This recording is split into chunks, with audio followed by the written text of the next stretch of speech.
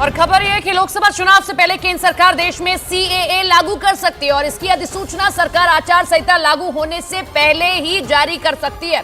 CAA के तहत भारत में अफगानिस्तान, पाकिस्तान, बांग्लादेश से आए हिंदू, ईसाई, सिख, जैन, बौद्ध और पारसी शरणार्थियों को नागरिकता मिलेगी।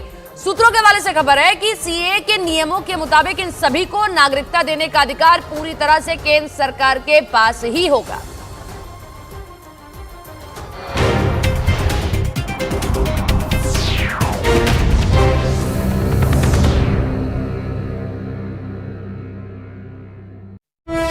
जेडीएस के एक उम्मीदवार